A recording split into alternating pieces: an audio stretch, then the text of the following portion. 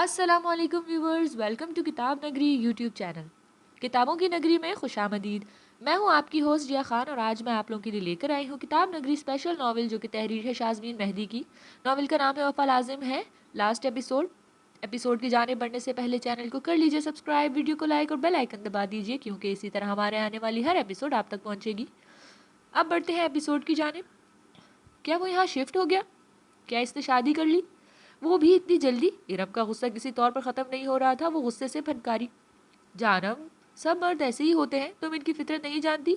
ये मोहब्बत में चाहे जितने मर्जी चाहे दावे कर लें, मगर जैसे ही दूसरी ज़िंदगी में आती है पहली को भूल जाते हैं। और अब तुम बहराम के लिए अपना मूड ख़राब मत करो। छोड़ो इसे, विकी की कॉल आ रही थी। शायद इसने तुम्हें भी कॉल की है मगर तुमने अटेंड नहीं की। मुझसे तुम्हारा पूछ रहा था। मुझे अभी किसी से कोई बात नहीं करनी। इसके अंदर आग भड़क रही थी। बहराम का मुस्कुराता चेहरा और वो लड़की देखने में ही अभी 20-21 साल की लग रही थी। वो इतनी जल्दी कैसे किसी और का हो गया? इसे भूल गया था क्या?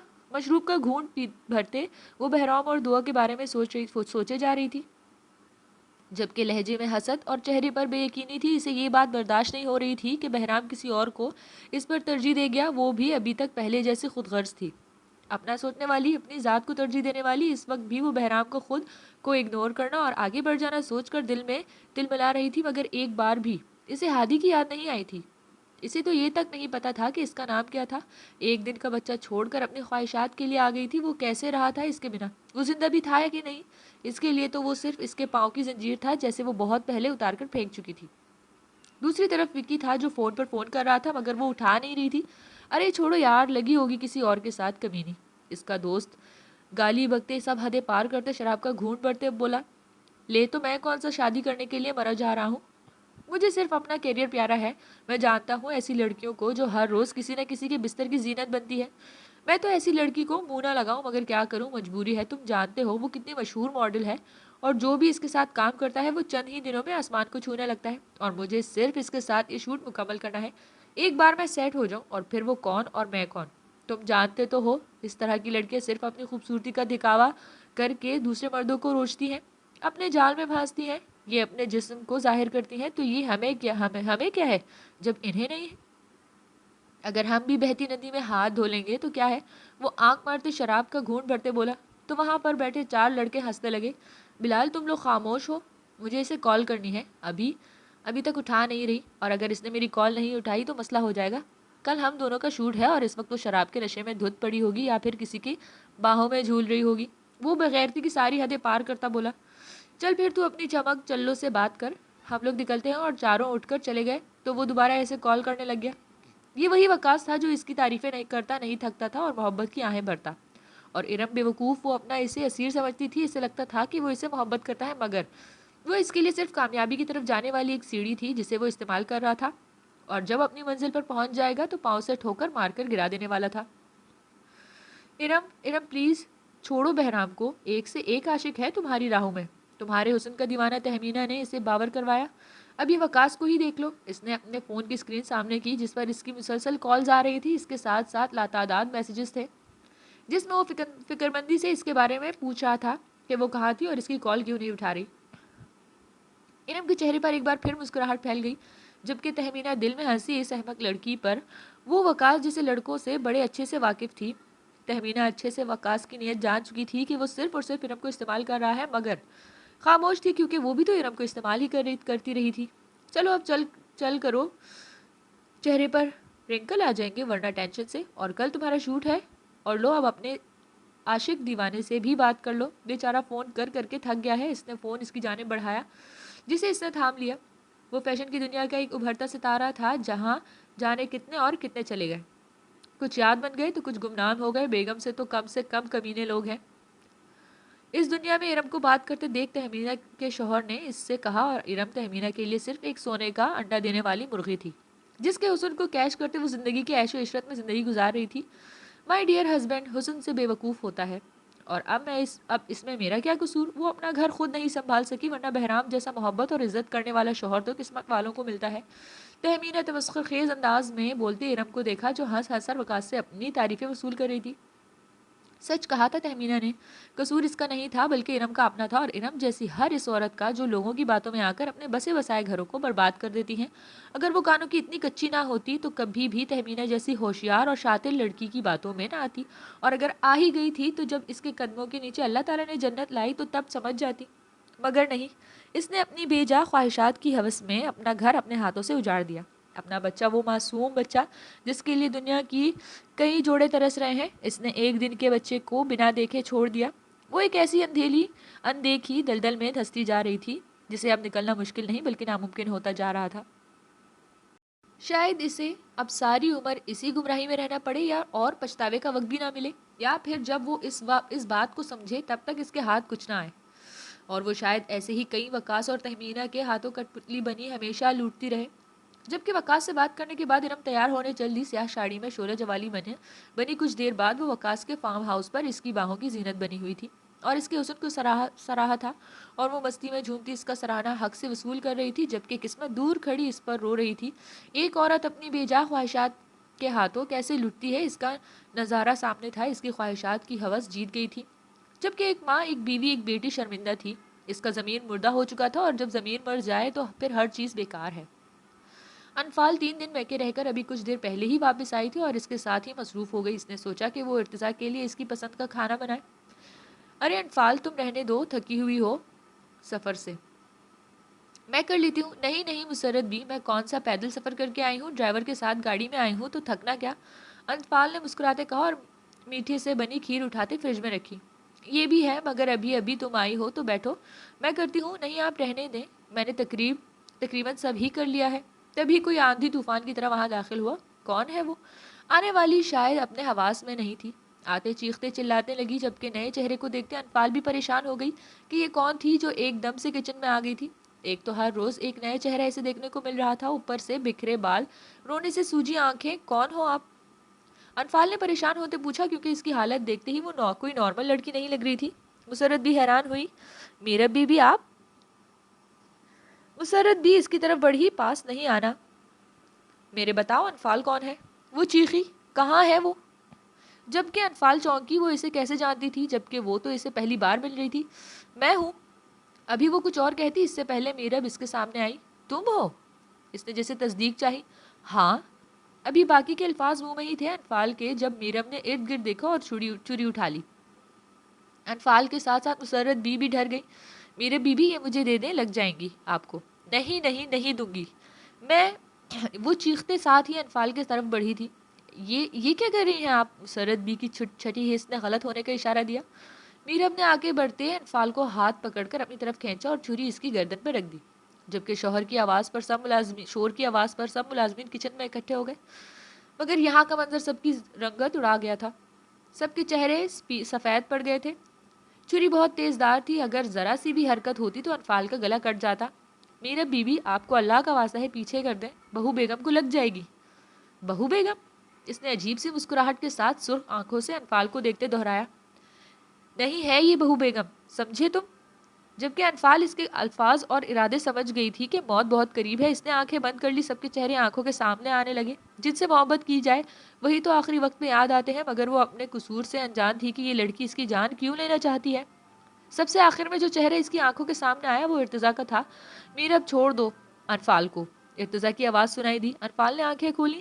آنکھوں کے سامنے جو چہرہ تھا وہ ارتضیٰ کا تھا۔ چہرے کا رنگ اڑا، ہوا لیے ساتھ اس کا دوست بھی تھا۔ میرب یہ کیا کر رہی ہو؟ چھوڑو انفال کو، رامش چیخا۔ نہیں، آگے نہیں بڑھنا، میں اسے مار دوں گی۔ اس نے چھینا ہے ارتضیٰ کو مجھ سے، اس کی حالت ٹھیک نہیں تھی۔ نہیں، کسی نے نہیں چھینا۔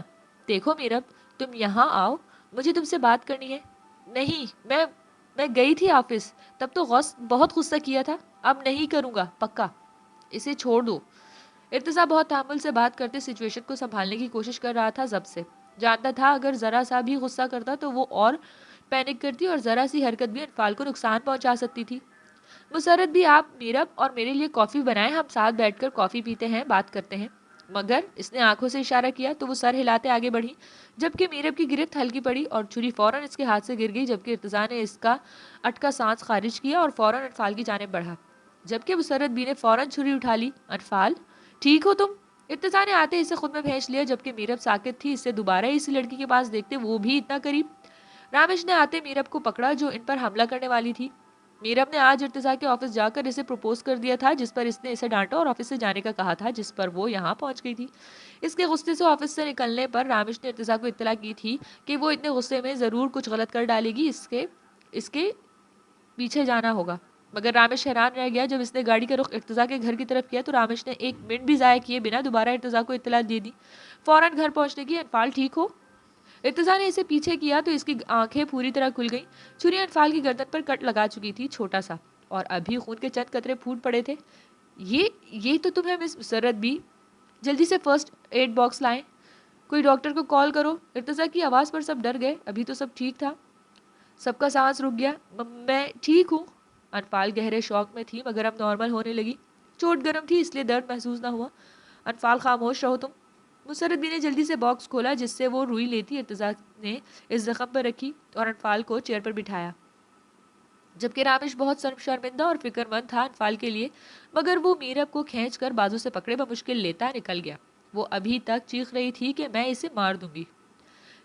فکر والی بات نہیں. کٹ گہرا نہیں ہے، صرف اوپر والی جلد پر ہے. اگر گہرا ہوتا تو نس کے ڈیمیج ہونے کا خطرہ تھا، مگر اب نس کوئی نقصان نہیں پہنچا تھا، اس لیے فکر والی بات نہیں ہے. اللہ کا شکر ہے کہ بچت ہو گئی، ورنہ نائف بہت تیز دار تھی. ڈاکٹر سامنے شیلف پر چھری کو دیکھتے بولا اور زخم کا معائنہ کرنے کے بعد مرہم لگا کر بینڈیج کر دی. سوری انفال، یہ سب میری وجہ سے ہوا. میرب رامش کی چھوٹی بہن ہے. میں نہیں جانتا تھا میرے ڈانٹنے کے بعد وہ یہاں آ جائے گی اور یہ سب کرے گی. میں نے اسے ہمیشہ چھوٹی بہن سمجھ کر ٹریٹ کیا، مگر اس کے دماغ میں یہ سب چل رہا تھا. میں نہیں جانتا تھا. وہ شروع سے جذباتی اور غصے کی بہت تیز ہے، بلکہ اس کی تھوڑی سی مینٹل ہیلتھ بھی ڈسٹرب ہے، جس وجہ سے اس کا علاج چل رہا ہے. ارتضیٰ آپ مجھے وضاحت نہ دیں، بلکہ مجھے تو یہ سوچ کر پریشانی ہو رہی ہے کہ وہ خود کو بھی تکلیف دے سکتی ہے. ایسے تو جانتا ہوں، اور میں اس بارے میں رامش سے تفصیلی بات کروں گا انشاءاللہ. خیر تم بتاؤ، تمہیں درد تو نہیں ہو رہا؟ نہیں. حالانکہ اب چوٹ ٹھنڈی ہونے سے انفال کو ہلکا ہلکا درد ہونے لگا تھا، مگر ارتضیٰ پہلے ہی پریشان تھا. جو سب ہوا تھا اس سے وہ اور پریشان نہیں کرنا چاہتی تھی. مسرت بھی ڈنر لگائے. انفال نے میڈیسن بھی کھانی ہے. جی آؤ کھانا کھائیں. ارتضیٰ کے کہنے پر دونوں باہر والے ڈائننگ میز پر بیٹھے، جبکہ مسرت بھی نے کھانا لگایا. یہ تمہارے لیے. ارتضیٰ نے خاکی انویلپ اس کی طرف بڑھایا. یہ کیا ہے؟ انفال نے متجسس ہوتے کہا. خود دیکھ لو. ارتضیٰ مٹھی بند کرتے کوہنی ٹیبل پر رکھتے بولا. اس پر چہرہ رکھتے بولا. انفال نے جلدی سے کھولا. یہ تو اس کی آنکھوں میں نمی جبکہ چہرے پر مسکراہٹ تھی. ہاں یہ یونیورسٹی فارم ہے، فل کر لینا اور سبجیکٹ سلیکٹ کر لینا. میں کل جمع کروا دوں گا. سچی؟ آپ سچی کہہ رہے ہیں؟ جی محترمہ، میں سچی ہی کہہ رہا ہوں. وہ انفال کے چہرے پر کھلی سچی مسکان اور جذبات سے نم آنکھوں کو دیکھتے بولا. آنسو لڑکھڑا کر اس کی گود میں گرے. ارے پاگل، یہ کیا؟ آپ نہیں سمجھ سکتے میں اس وقت کیا محسوس کر رہی ہوں. میں جانتا ہوں تم آگے پڑھنا چاہتی تھی، مگر گھر کے حالات کی وجہ سے تم نے اپنی خواہش کا ذکر نہیں کیا تھا انکل سے. مگر تم پڑھو گی اور اپنا ہر سپنا پورا کرو گی، یہ میرا تم سے وعدہ ہے. آپ بہت اچھے ہیں. جانتا ہوں. وہ مسکراتے بولا. میں آپ کا یہ احسان کیسے؟ ارے بس یار، یہ احسان نہیں ہے سمجھی. میں نے تم سے شادی کی ہے اور تمہاری ہر خوشی کا خیال رکھنا میرا فرض ہے. یہ شادی میں نے کسی مجبوری میں نہیں کی تھی. اس بات کو تم اچھے سے دماغ میں بٹھا لو. جی. اس نے اس بات میں سر ہلایا. آج سے ہم دوست ہیں. تم اپنی ہر بات مجھ سے شیئر کر سکتی ہو بنا کسی بھی قسم کی جھجک کے. جی. تمہارے پاس یہ 4 سال ہوں گے اپنے سپنوں کو پورا کرنے کے لیے. اپنی زندگی اپنی مرضی سے جیو. ہاں تب تک میں ہمارے رشتے کو ٹائم دوں گا. میں چاہتا ہوں ایک اچھے شوہر کے ساتھ ساتھ ایک اچھا دوست بھی بنوں تمہارا. اور اب رونا نہیں. اس نے انفال کے آنسو صاف کیے، جس پر وہ روتے روتے مسکرا دی. زندگی اتنی خوبصورت اور حسین ہوگی اس نے سوچا نہ تھا. کاش ہر لڑکی کی زندگی میں ارتضیٰ جیسا ساتھی ہو. انفال نے دل سے دعا کی تھی. ہادی کے بابا دعا نے شرمائی سی مدھم آواز سے اسے پکارا. جانتی تھی وہ سو نہیں رہا. بہرام کا ڈمپل نمایاں ہوا اس کی بات پر. مجھے اب بات لینا ہے. دعا کے اس کے سینے پر سر سے اٹھاتی بولی. آواز سرگوشی سے بلند نہیں تھی. تو جاؤ. روکا کس نے ہے؟ مگر کیا مگر؟ بہرام اب براہ راست اس کی نظروں میں جھانکنے لگا. کمرے میں پھیلی ہلکی روشنی میں بھی دعا کی جان پر بنائی تھی. وہ گھنی پلکیں جھکا گئی. ایک تو رات کے خوبصورت دلفریب لمحات، اور ابھی دوبارہ سے بہرام کا اس کے اتنا قریب ہونا. دعا کے گال دہک رہے تھے. کپکپاتے لب جن پر ابھی تک بہرام کا لمس موجود تھا. تنگ نہیں کریں، ہادی رونے لگے گا۔ وہ روحان سی اٹھی۔ فجر کی نماز کے بعد ہادی اٹھ جاتا تھا روز، اور ابھی وہ نانو کو تنگ کرے گا۔ دعا کو ہادی کے ساتھ ساتھ نانو کی بھی فکر تھی۔ ہادی کی فکر پر بہرام مسکرایا۔ کیا تھی یہ لڑکی، اس کے بیٹے کو اپنی جان سے بھی زیادہ چاہتی تھی۔ وہ بے اختیار جھکا اور ان حرکت کرتے لبوں کی حرکت روک گیا۔ دعا کا رنگ فاق ہوا۔ اس نے اس کے لبوں کو آزادی بخشتے ہی اس کی کمر سے گرد سے بازو ہٹا لیے۔ دعا اپنی شرم سے جھکی نظروں اور انگارہ بنے چہرے کے ساتھ فوراً اٹھی، مگر اچانک اسے رکنا پڑا۔ وہ ایک نئے احساس سے آشنا ہوئی تھی۔ خود سے آتی بہرام کی مہک، وہ نچلا لب دبائے شرمیلی مسکان دباتی اٹھ گئی۔ جبکہ بہرام نے اسے اپنی سفید شرٹ میں دیکھا تو مسکرا دیا۔ دعا بنا اسے دیکھے الماری سے کپڑے لیتی بعد میں بھاگ گئی۔ دل زوروں سے دھڑکے جا رہا تھا۔ کچھ دیر بعد واپس آئی تو بہرام بھی اٹھ چکا تھا، جبکہ دعا نے دوپٹے کا حجاب کر رکھا تھا۔ بہرام دیکھتے ہی سمجھ گیا وہ نماز ادا کرنے والی تھی، اس لیے بنا کوئی بات کیے خود بھی فریش ہونے چلا گیا، اور پھر نماز سے فارغ ہوتے ہی دعا کمرے کا دروازہ آہستگی سے کھولتی باہر گئی۔ پرندوں کی چہچہانے کی آواز نے شور ڈال رکھا تھا تو دوسری طرف گاؤں کی صبح کی سب سے خوبصورت چیز یہ تھی، رب سبحانہ تعالیٰ کی حمد و ثنا کرتے یہ پرندے اتنے صبح ہونے کی وجہ سے ابھی کوئی نظر نہیں آ رہا، مگر ساتھ والے گھر سے آوازیں آ رہی تھی۔ جبکہ وہ ساتھ والے کمرے کی طرف بڑھی، آدھے کھلے دروازے سے اس نے اندر جھانکا تو نانو اٹھ چکی تھی، بلکہ سورت یاسین پڑھ رہی تھی۔ دعا کے قدم بھاری ہونے لگے۔ نانو کیا سوچے گی، وہ ایک بار بھی ہادی کو لینے نہیں آئی، مگر انہیں کیا بتاتی، ان کا نواسہ اسے کل رات آم سے خاص کر گیا تھا۔ السلام علیکم نانو۔ صبح بخیر۔ وعلیکم السلام۔ ماشاءاللہ میری بچی۔ ان کی دور اندیش نظریں پل میں دعا کے سراپے پہ سمجھ گئی تھی۔ اس کی جھکی پل کے گلابی رخسار، بھیگے نم بال، ان کے دل میں سکون اتر گیا۔ جو ڈر انہیں دعا اور بہرام کی طرف سے تھا وہ ہمیشہ کے لیے دور ہو گیا۔ بہرام اسے بیوی کا حق دے چکا تھا۔ سدا آباد و شاد رہو، تم دونوں کو اللہ سلامت رکھے، آمین ثم آمین، دعا نے دل میں کہا تھا۔ دعا سوئے ہوئے اپنے ننھے شہزادے کو لیے واپس آئی تو بہرام بھی نماز ادا کر چکا تھا، مگر مسلسل کام اور پھر سفر کے بعد شادی کی کل رات دن مصروف کی وجہ سے وہ اس وقت دوبارہ سونے کے لیے لیٹ چکا تھا۔ دعا ہادی کے ساتھ مصروف ہو گئی۔ شادی بہت خوش اسلوبی سے انجام پا چکی تھی، دونوں کا پتہ بھی نہیں چلا اور شادی سے گزر گئی۔ آج انہیں واپس جانا تھا شہر۔ گاؤں کے لوگ بہت اچھے تھے، دعا کو بہت مزہ آیا۔ پتر پھر آئیو، سغرا نانو نے کہا۔ جی نانو ہم ضرور آئیں گے انشاءاللہ، دعا سب سے ملنے کے بعد ان کے پاس آتی بولی۔ انشاءاللہ بچے۔ اوکے جی، اللہ حافظ۔ دعا ہادی کو لیے بیٹھ گئی۔ دھول اٹھاتی گاڑی گاؤں کی حدوں سے نکل گئی۔ 4 سال بعد 4 سال کیسے پلک جھپکتے گزر گئے پتہ بھی نہ چلا۔ وقت کتنی تیزی سے گزرتا جا رہا تھا۔ یہ کوئی انفال سے پوچھتا آج اس کا آخری پیپر تھا۔ ان 4 سالوں میں انفال اور ارتضیٰ بہت اچھے دوست بن گئے تھے۔ جب تک انفال سارے دن کا حال اسے سنا نہ دیتی اسے نیند ہی نہ آتی تھی، اور دوسری طرف ارتضیٰ کا بھی یہی حال تھا۔ وہ جب تک انفال کے سارے دن کی مصروفیات نہ سن لیتا اس کا دن نہ گزرتا۔ وہ ایک بہترین شوہر کے ساتھ ساتھ بہترین دوست بھی تھا۔ ہر روز رات کو کھانے کے بعد دونوں کا معمول بن چکا تھا لان میں ایک ساتھ بیٹھ کر کافی پینا اور ایک دوسرے کو اپنے اپنے دن کی مصروفیات کا حوال سنانا۔ انفال اگر میکے بھی چلی جاتی، اول تو وہ جاتی نہیں تھی، بہت کم، اور اگر جاتی بھی تو فون پر ساری مصروفیات سنانے ہوتی۔ سب بہت خوش تھے، مگر ایک چیز تھی جو پریشان کرتی رضیہ بیگم کو، اور وہ تھی انفال کی خالی گود۔ وہ جب بھی باتیں کرتی انفال انہیں کوئی نہ کوئی بہانہ بنا کر خاموش کروا دیتی۔ اب نہیں کیا بتاتی کہ ارتضیٰ نے اسے 4 سال کا وقت دیا تھا کہ پہلے وہ تعلیم مکمل کرے، اس کے بعد وہ اپنے رشتے کو آگے بڑھائیں گے، مگر جانتی تھی کہ ماں اور خاص کر دادی اس بات کو نہیں سمجھیں گی، اس لیے ہر بات ٹال دیتی۔ اب تو رضیہ بیگم نے اسے ڈاکٹر کے پاس جانے کا مشورہ دے ڈالا تھا، جیسے انفال نے خاموشی سے سن لیا اور سر ہلا دیا، اور ان 4 سالوں میں اسے ارتضیٰ سے بے پناہ محبت ہو گئی تھی، مگر کبھی اظہار کی ہمت نہ ہو پائی۔ مگر آج وہ پیپر کے بعد اسے سب کہہ دینا چاہتی تھی جو اس کے دل میں تھا۔ وہ ابھی پیپر دے کر باہر نکلی تو یونیورسٹی ڈرائیور پہنچ چکا تھا اور اسے کال کر رہا تھا۔ یہ 4 سال سے اس کا معمول تھا، ہر روز جاتے ہوئے ارتضیٰ سے اسے خود ڈراپ کرتا، جبکہ واپسی پر ڈرائیور پک کرتا۔ بھائی مجھے مال جانا ہے، پہلے وہاں چلیں۔ جی میم۔ اس نے سر ہلاتے گاڑی دوسری طرف موڑ لی۔ مال میں اپنی ضروریات کی چیزیں لیتے اسے احساس ہوا کہ کہیں وہ لیٹ نہ ہو گئی ہو۔ ارتضیٰ کا میسج بھی آیا ہوا تھا، پوچھ رہا تھا کہ پیپر کیسا ہوا، جس کا جواب اس نے واپسی پر دیا۔ ارتضیٰ جو میٹنگ میں تھا مسکرا دیا۔ محترمہ لگتا ہے میرے لیے تمہارے پاس اب وقت نہیں۔ اس کے صرف بہت اچھا کہنے پر ارتضیٰ نے دوبارہ رپلائی کیا، جبکہ دوسری طرف انفال کے لب مسکرا اٹھے۔ اب سے صرف آپ ہی کے لیے انفال کا وقت ہوگا جناب۔ وہ سوچتے مسکرائی مگر رپلائی نہ کیا۔ گھر آتے سب سے پہلے ملازمین کو چھٹی دی اور کچن میں گھس گئی۔ سارا کھانا ارتضیٰ کی پسند کا بنایا، آخر میں کیک بیک کیا اور اوپر چلی گئی تیار ہونے۔ باہر شام اپنے پنکھ پھیلا چکی تھی۔ انفال نے گھڑی دیکھی اور پھر ایک تفصیلی نگاہ کمرے پر ڈالی اور اس کے بعد خود کو دیکھا۔ وہ مکمل تیار تھی۔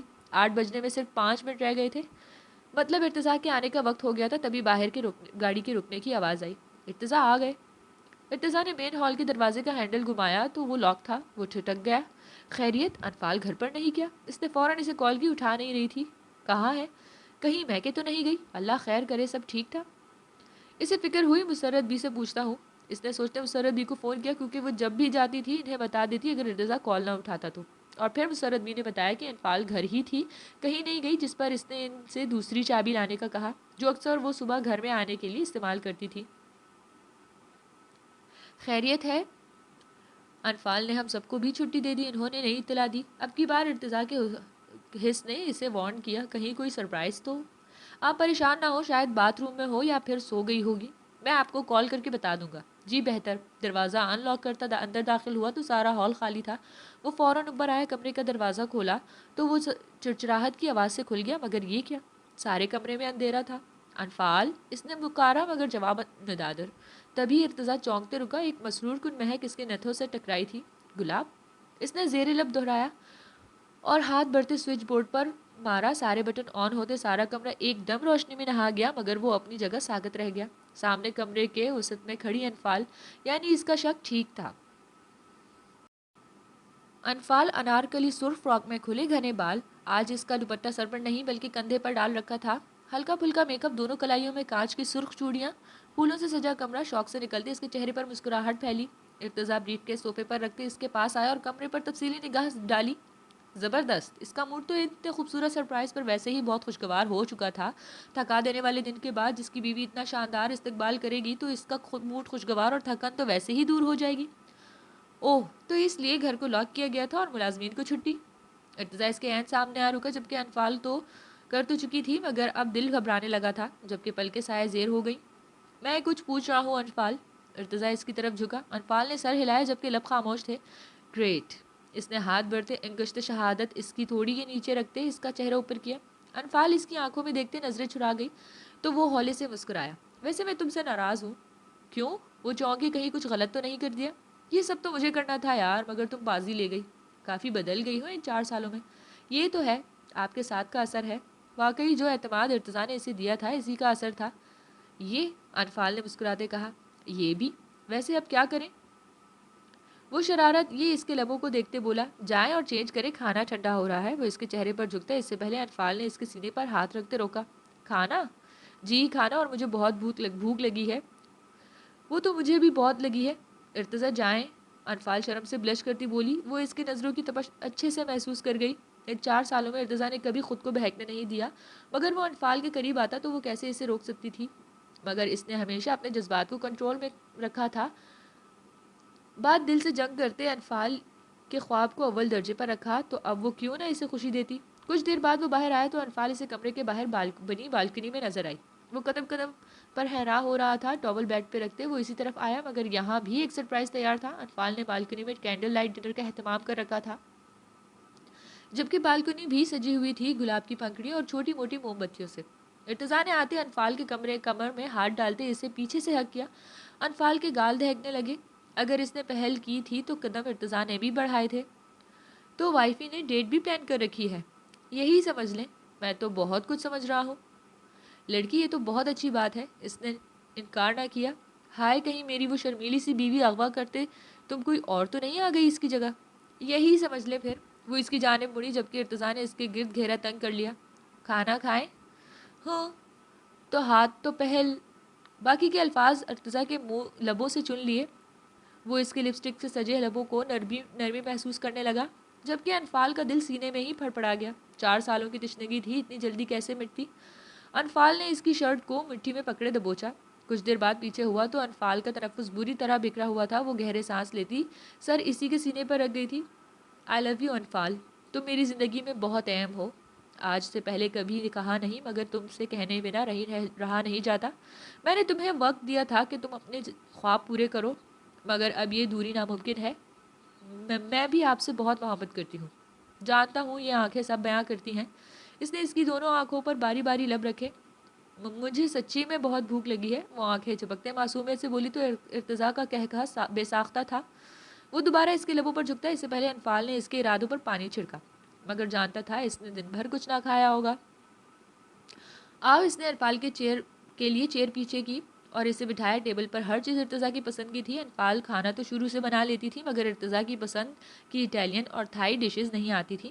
مگر ان 4 سالوں میں اس نے سب آن لائن کلاسز لے کر سیکھ لیا تھا اور پھر اسے بنا کر چیک کرواتی اور جو کمی رہ جاتی اسے دوسری تیسری بار میں پورا کر لیتی. ویسے یہ کیک کس خوشی میں ہے؟ ارتضیٰ نے کیک دیکھتے پوچھا. انفال کی مسکراہٹ مدھم پڑی. ایسے ہی اس نے بہانہ بڑھایا اور اٹھ کر اندر آ گئی. سنو تو یار. مگر انفال اندر آتے بال سمیٹ کر بل دینے لگی تھی. تبھی ارتضیٰ نے اسے پیچھے سے اپنے ہاتھ ساتھ لگایا اور اس کے ہاتھوں سے بال لیتے کھول دی. Happy birthday dear wife. آپ، میں بھول سکتا ہوں کہ آج کے دن اتنی پیاری سی لڑکی میرے لیے اس دنیا میں آئی تھی. کہتے اس نے اس کے گال کو چھوا. انفال ہنسنے لگی. تو پھر چڑھا کیوں رہے تھے؟ دل کر رہا تھا. اچھا اب چھوڑیں، مجھے برتن سمیٹنے ہیں. رہنے دو، صبح اٹھا لیں گے. مگر ارتضیٰ. کوئی مگر نہیں، رہنے دو، سب آج میرا دن ہے. اچھا تو اگر یاد تھا تو پھر میرا گفٹ. انفال نے اسے دوبارہ روکا. ہائے ظالم لڑکی، 4 سال کا ہجر کیا کم تھا؟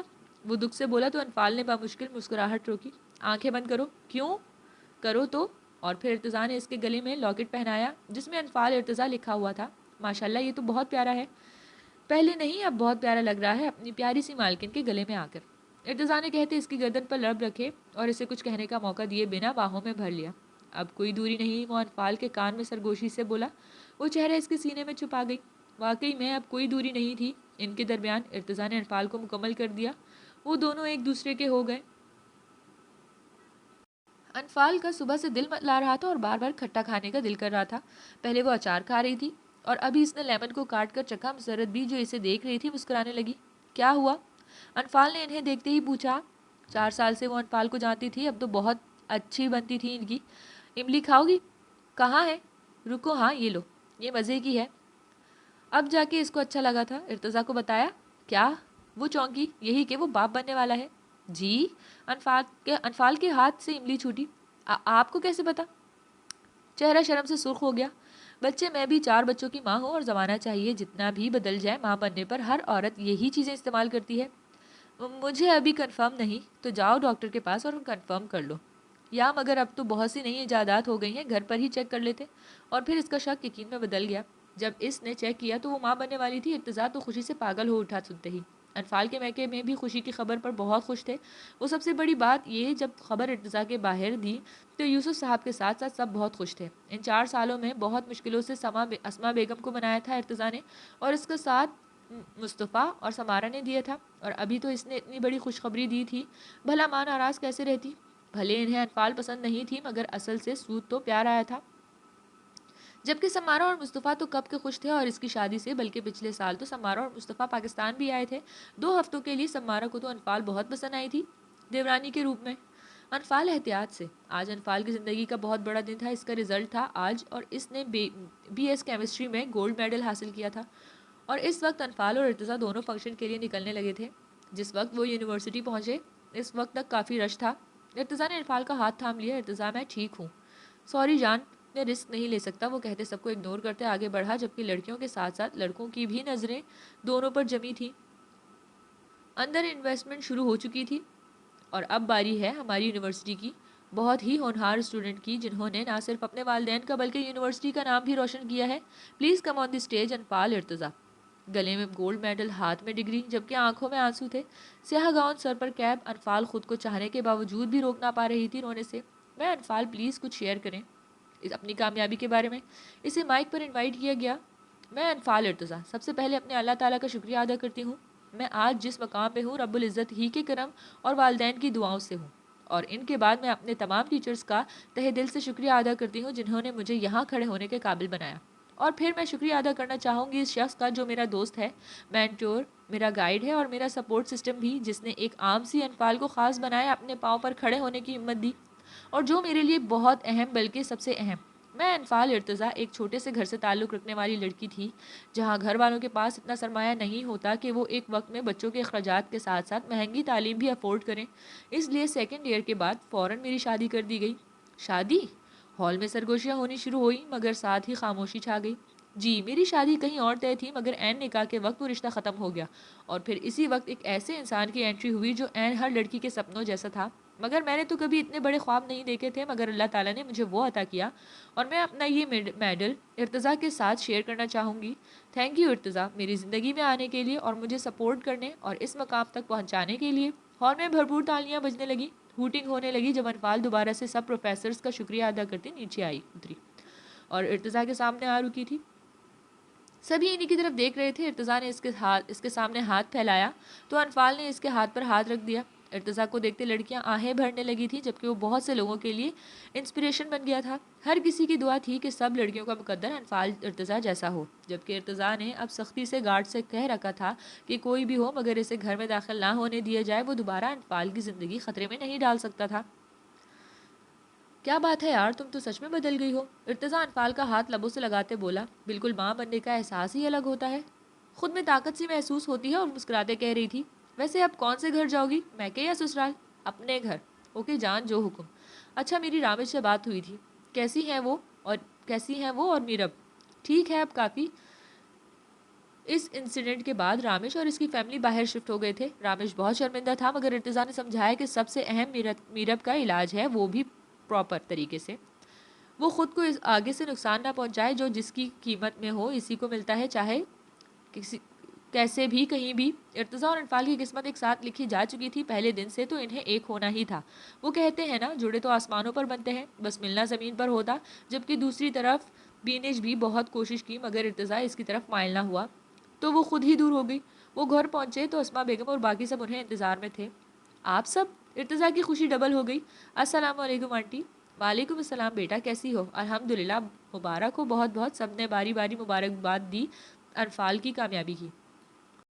7 ماہ بعد انفال نے ایک خوبصورت سے بیٹے کو جنم دیا جو ہو بہو ارتضیٰ کی کاپی تھا۔ شکریہ جان، ارتضیٰ نے انفال کے ماتھے پر بوسہ دیتے کہا، جبکہ اس کی باہوں میں اس کا ننھا سا لخت جگر جو کسمسا کر دوبارہ سو گیا۔ وہ اپنے لیے اللہ سے بہتر مانگتی تھی، مگر اللہ نے اسے بہترین سے نواز دیا تھا۔ سب بہت خوش تھے، زندگی کی ایک نئی کہانی کی شروعات ہوئی تھی۔ انفال اب ارتضیٰ کے ساتھ بزنس بھی دیکھتی تھی اور گھر بھی، جبکہ باقی سب بھی مستقل یہاں ہی شفٹ ہو گئے تھے۔ بقول یوسف صاحب کے بہت رہ لیا برائے دیس، جبکہ سمارا تو پہلے ہی مصطفیٰ اور یوسف صاحب کے ساتھ آفس جاتی تھی اور اب یہاں پر بھی جاتی تھی، جبکہ اسما بیگم اپنے دونوں شیطانوں پوتوں کو سنبھالتی۔ وفا کے ترازو میں ہر بار عورت کی وفا ہو ضروری نہیں ہوتا، کبھی مرد کو بھی وفا کا قرض چکانا پڑتا ہے۔ ارتضیٰ نے اپنی وفا سے ثابت کر دیا، ہر قدم پر ساتھ دینا پڑتا ہے، ہر مشکل سے مل کر لڑنا پڑتا ہے۔ سپنے مرد کے ہی نہیں، عورت کے بھی خاص ہوتے ہیں، بس ان سپنوں کو پورا کرنے کا ظرف رکھنا پڑتا ہے، ورنہ وفا کے 1000 وعدوں تو سبھی کرتے ہیں، مگر ان وعدوں کو پورا کرنے والا کہاں کوئی ملتا ہے۔ 2 سال بعد کیا ہوا، کیا سوچ رہے ہیں؟ دعا نے بہرام کو دیکھتے کہا۔ وہ دیکھ تو اپنی سوئی ہوئی شہزادی کو دیکھ رہا تھا، مگر کسی گہری سوچ میں گم تھا۔ ہاں نہیں تو آپ شیئر نہیں کرنا چاہتے تو کوئی بات نہیں، مگر کچھ تو ہے جو آپ کے دماغ میں چل رہا ہے۔ دعا نے یقین سے کہا، تو محترمہ آپ میری آنکھوں کے ساتھ ساتھ دماغ بھی پڑھنے لگی ہے، یہی سمجھ لیں، کہتے اس نے جھک کر سوئی ہوئے ہادی کو پیار کیا۔ ارم نے خودکشی کر لی۔ کیا؟ دعا کو یقین نہیں آیا۔ آج پولیس اسٹیشن فون آیا تھا، میں خود گیا موقع پر اور خود اپنی آنکھوں سے دیکھی اس کی لاش۔ مگر کیوں؟ وجہ صاف نہیں پتا، مگر وہ رکا، آنکھیں سرخ ہونے لگی۔ بہرام دعا نے اس کے ہاتھ پر ہاتھ رکھا۔ سننے میں آیا ہے وہ کسی کولیگ کے ناجائز، اللہ ارم کی مغفرت فرمائے۔ دعا جانتی تھی بہرام کو کہتے تکلیف ہوگی، اس کے بعد درمیان میں ٹوک دی، ہاں بہرام کو تکلیف صرف اتنی تھی کہ کبھی اس نے ارم جیسی لڑکی سے محبت کی تھی۔ اچھا، آپ کل سے اپنی لاڈلی کو پولیس اسٹیشن لے کر جائیے گا، سارا دن مجھے سولی پر لٹکا کر رکھتی ہے، 1 منٹ زبان منہ میں نہیں ڈالتی اور آپ کے پاس آتے ہی خاموش، یہ اچھا ماں کی قدر ہی نہیں ہے۔ دعا منہ پھولے خفگی سے بولی تو بہرام ہنس دیا، یہ جو ہے تمہارا جاسوس، خبردار اسسٹنٹ کمشنر صاحب، میرے بیٹے کو کچھ کہا تو۔ بہرام نے اپنی 1 سالہ لاڈلی بیٹی کو دیکھا جو اس کے سینے پر اوندھے منہ ٹانگے اور بازو اس کے گرد پھیلائے سو رہی تھی۔ وہ بھی ہو بہو بہرام کی کاپی تھی، ماں کے پاس ہوتی تو رونا بند نہ ہوتا اور باپ کے پاس آتے ہی اپنے ڈمپلوں کی نمائش نہ روکتی۔ دونوں بہن بھائی بہرام پر گئے تھے۔ بہرام کو آج بھی وہ خوبصورت دن یاد تھا جب ان لوگوں کو گاؤں سے آئے 1 ماہ ہوا تھا۔ وہ پولیس اسٹیشن سے آیا تو چینج کرنے کے بعد آئینے کے سامنے آیا، مگر وہاں رپورٹ رکھی تھی، اس نے ناسمجھی سے اٹھائی اور پڑھتا گیا، مگر جیسے ہی پازیٹیو پڑھا اس کی خوشی کی انتہا نہ رہی۔ وہ پھر سے باپ بننے والا تھا اور مڑا تو دروازے کے پاس شرمائی سی دعا کھڑی تھی، اسے دیکھتے ہی چہرہ دونوں ہاتھوں میں چھپا گئی۔ یہ سچ ہے یار؟ جی، آئی ایم سو ہیپی دعا، ہادی کی دفعہ میں یہ سب مس کر گیا تھا، کسی دوسرے کے منہ سے سنا کہ میں باپ بننے والا ہوں، باپ بننے کی خوشی بھی ادھوری ہی رہ گئی، مگر آج تم نے یہ خواہش بھی پوری کر دی۔ میں بتا نہیں سکتا مجھے کتنی خوشی ہے۔ اور پھر جب کچھ ماہ بعد اس کے ہاتھوں میں ننھی سی گلابی پھولوں والی گالوں والی پری نرس نے دی تو اسے لگا اس کے ہاتھوں میں دنیا جہاں کی دولت آ گئی ہو۔ ننھی پری کے ساتھ ہی اس کا عہدہ بھی بڑھ گیا۔ وہ بہت قسمت والی تھی بہرام کے لیے نانوں کے بقول۔ 2 دن پہلے ہی تو اس کی سالگرہ 1 سال کی ہوئی تھی اور دھوم دھام سے اس کی اور ہادی کی سالگرہ منائی تھی بہرام نے۔ اور مزے کی بات یہ تھی کہ ہادی اور حرم کی سالگرہ کا دن ایک ہی تھا۔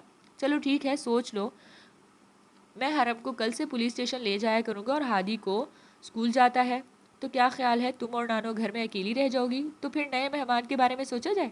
بہرام دعا کو شرارت سے دیکھتے بولا، بڑی مہربانی آپ کی، اپنے مشورے اپنے پاس رکھیے، نیکسٹ ماہ میرا سیمسٹر ہے، پتہ 1 سال ویسے ہی مس ہو گیا، اب آپ سنبھالیں اپنی اس شہزادی کو، مجھے تیاری بھی کرنی ہے۔ دعا ہادی اور حرم کو پیار کرتی اٹھی، ویسے میں اپنے چنگیز خان کو بہت مس کرتی ہوں۔ دعا بہرام کے گال پر پیار کرتی اٹھی اور اسٹڈی روم کی طرف جاتی بولی، سوچ لو اگر چنگیز خان واپس آ گیا تو یہ سال بھی مس ہو جائے گا۔ اس نے پیچھے سے کہا تو دعا مسکراتی اندر چلی گئی۔ محبت اور نفرت 2 الگ جذبات ہیں جو بیک وقت ایک دل میں نہیں رہ سکتے۔ جب ایک کا اثر زیادہ ہوتا ہے تو دوسرے کا اثر زائل ہونے لگتا ہے، اور بہرام کے ساتھ بھی ایسا ہی ہوا تھا۔ دعا کی محبت نے قطرہ قطرہ بہرام کے دل پر اثر انداز ہونا شروع کر دیا تھا، اور جیسے ہی اس نے اپنی جڑیں مضبوط کی اور پھلتے پھولتے اس نے درخت کی شکل اختیار کی تو ارم کی نفرت کھوکھلی ہوتی چلی گئی۔ اب بہرام کے دل میں نہ تو ارم کے لیے محبت تھی اور نہ ہی نفرت، وہ صرف ماضی کی ایک یاد تھی۔ ہاں افسوس ضرور تھا اسے آج اس حال میں دیکھتے، مگر جو خود کیچڑ میں گرنا چاہے اسے چاہ کر بھی بچایا نہیں جا سکتا، اور اب بہرام اسے سوچنا بھی نہیں چاہیے تھا۔ وہ ایک بھولا بسرا ماضی تھا، جبکہ دعا ایک خوبصورت حال اور مستقبل۔ جی تو ویورز، کیسے لگا آپ کو یہ ناول؟ کامنٹ سیکشن میں ہمیں ضرور بتائیے گا۔ اگلے ناول کے ساتھ پھر سے حاضر ہوں گے، تب تک کے لیے ہمیں اجازت دیجیے۔ اپنا اور اپنے پیاروں کا بہت زیادہ خیال رکھیے گا۔